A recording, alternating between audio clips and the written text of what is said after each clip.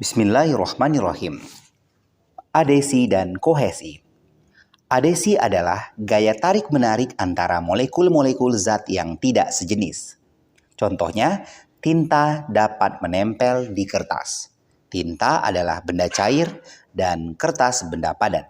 Contoh lainnya adalah kapur atau tinta dapat menempel di papan tulis.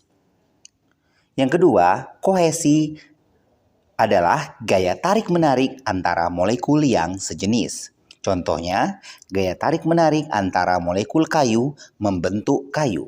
Contoh lainnya, gaya tarik-menarik antara molekul kapur membentuk kapur batang. Adapun pengaruh gaya adesi dan kohesi terhadap zat cair menyebabkan terjadinya peristiwa. Yang pertama, peristiwa meniskus cembung dan meniskus cekung. Jika adesi lebih besar dari kohesi, maka permukaan meniskus zat cair dalam pipa kapiler cekung. Misalnya pada pipa yang diisi dengan air. Nah, jika kohesi yang lebih besar, maka permukaan zat cair dalam pipa kapiler akan cembung. Misalnya pipa yang diisi air raksa.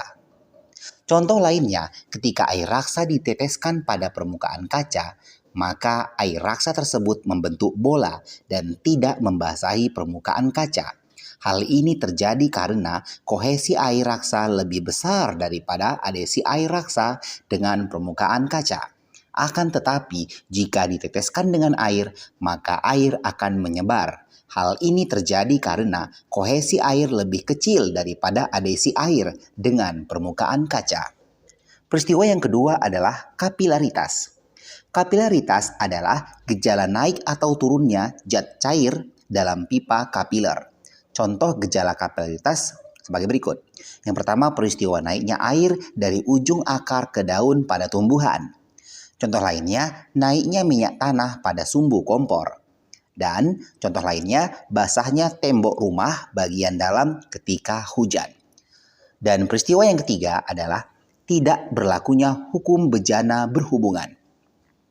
Jika pada bejana berhubungan terdapat pipa kapiler atau terdapat perbedaan yang signifikan dari diameter pipa-pipanya, maka permukaan zat cair dalam pipa yang kecil akan lebih tinggi dibandingkan permukaannya pada pipa yang besar, sehingga bejana berhubungan tidak berlaku.